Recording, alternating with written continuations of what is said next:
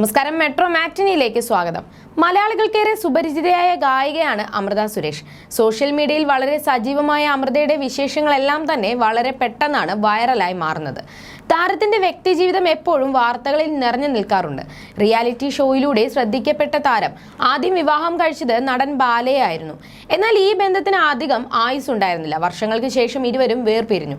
പിന്നീട് ഏറെ നാൾ ഒറ്റയ്ക്കായിരുന്നു അമൃത. എന്നാൽ 2022 താൻ സംഗീത സംവിധായകൻ ഗോപി സുന്ദറുമായി പ്രണയത്തിലാണെന്ന് അമൃത വ്യക്തമാക്കി. ഇരുവരും ചേർന്ന് നിൽക്കുന്ന പ്രണയാർദ്രമായ ചിത്രങ്ങൾ പങ്കുവെച്ചുകൊണ്ടായിരുന്നു അമൃത തന്റെ പ്രണയം ആരാധകരുമായി പങ്കുവച്ചത്.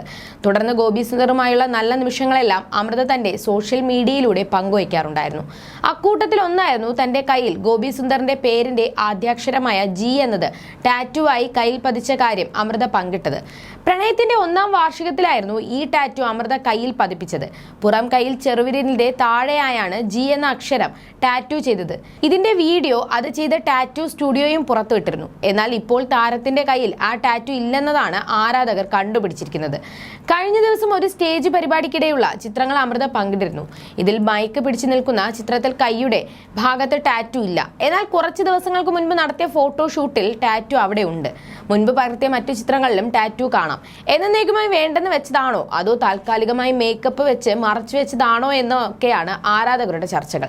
അതേസമയം ഇപ്പോൾ ഒരുമിച്ചുള്ള ചിത്രങ്ങൾ അമൃതയും ഗോപി സുന്ദറും പങ്കുവെക്കാതിരുന്നതോടെയാണ് ഇരുവരും വേർപിരിഞ്ഞു എന്ന ചർച്ചകൾ സജീവമായത്. പ്രണയത്തിലായിരുന്നപ്പോൾ പല സ്റ്റേജ് പരിപാടികളും ഇരുവരും ഒരുമിച്ച് അവതരിപ്പിച്ചിരുന്നു. എന്നാൽ ഇപ്പോൾ തന്റെ സ്വന്തം ബാൻഡായ അമൃതംഗമയയുടെ ഭാഗമായിട്ടാണ് അമൃത പരിപാടികൾ ചെയ്യാറുള്ളത്.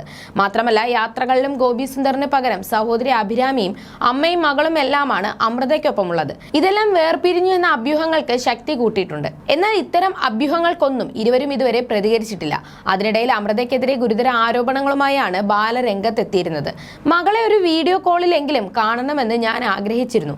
ദേഷ്യത്തിലായിരിക്കുമ്പോഴോ സങ്കടത്തിലായിരിക്കുമ്പോഴോ സംസാരിക്കാൻ പാടില്ല. എന്നാലും ഞാൻ പറയാം, കാണാൻ പാടില്ലാത്ത കാഴ്ച ഞാൻ കണ്ണുകൊണ്ട് കണ്ടുപോയി. സ്വന്തം കണ്ണുകൊണ്ട് കാണുക മാത്രമല്ല, അങ്ങനെയൊക്കെ ഉണ്ടായോ എന്ന് ഞെട്ടിപ്പോയി. അതുവരെ ഞാൻ ഇതൊന്നും അറിഞ്ഞിട്ടില്ല. കുടുംബം, കുട്ടികൾ എന്നിവയ്ക്കൊക്കെ ഞാൻ ഭയങ്കര ഇമ്പോർട്ടൻസ് കൊടുത്തു. ആ ഒരു കാഴ്ച കണ്ട ശേഷം ഒന്നുമില്ല. ഇനി എനിക്ക് നഷ്ടപ്പെടാൻ ഒന്നുമില്ല. അന്ന് ഞാൻ തളർന്നു പോയി. എല്ലാം തകർന്ന ഒരു സെക്കൻഡിൽ അതോടെ ഫ്രീസായി. 3 പേര് എസ്കാപ്പ് ആവില്ല, 2 പേരല്ല 3 പേര് എന്നാണ് അമൃതയുമായി വേർപിരിയാനുള്ള കാരണത്തെക്കുറിച്ച് സംസാരിച്ച് ബാല പറഞ്ഞത്. പിന്നാലെ ബാലയുടെ ആരോപണങ്ങൾക്ക് മറുപടിയുമായി അമൃത രംഗത്തെത്തിയിരുന്നു. തന്റെ അഭിഭാഷകർക്കൊപ്പം എത്തിയായിരുന്നു അമൃതയുടെ മറുപടി.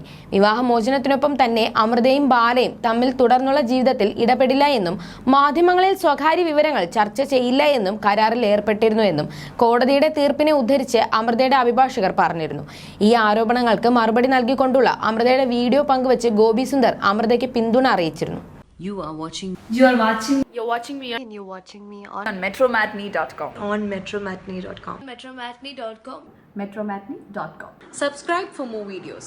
Subscribe for more videos. Subscribe here for more videos. Subscribe now. Thank you.